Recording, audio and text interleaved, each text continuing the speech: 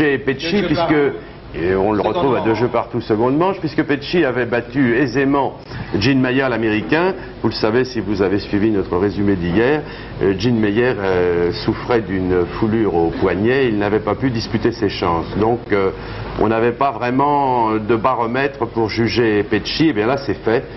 Il a battu Fibac en 3-7, 6-2, 6-3, 6-3, et ça c'est un signe que Pecci est à son meilleur niveau. Et Pecci rencontrera précisément le vainqueur du match arrêté par la nuit entre Vilas et Noah.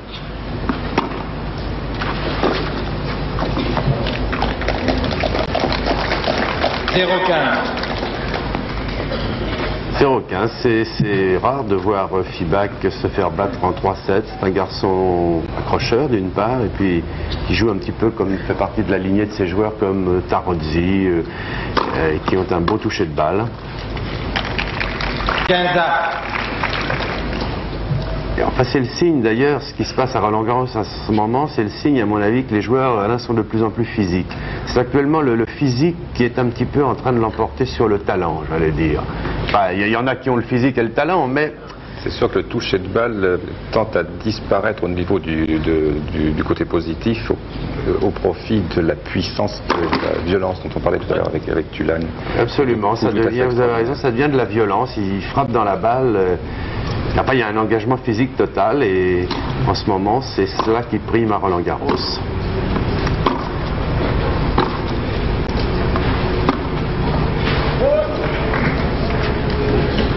Et puis le toucher de balle, ça demande beaucoup de précision. Alors c'est comme des tireurs, il y a des jours avec et il y a des jours sans. Il suffit que la balle sorte de quelques millimètres et puis on perd beaucoup de points et on finit par perdre un match.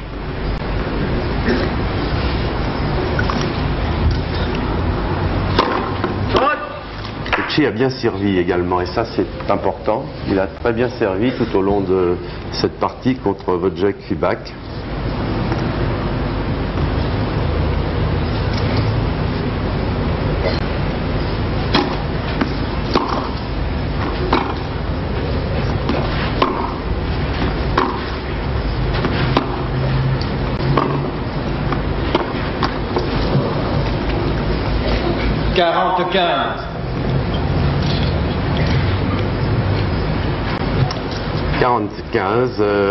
Pas beaucoup de difficultés pour Pecci qui assure bien son service et puis qui renvoie bien et qui guette la faute de son adversaire. Dans l'ensemble, une ambiance moins tendue et une intensité dramatique moins forte que sur le central. Oui, absolument.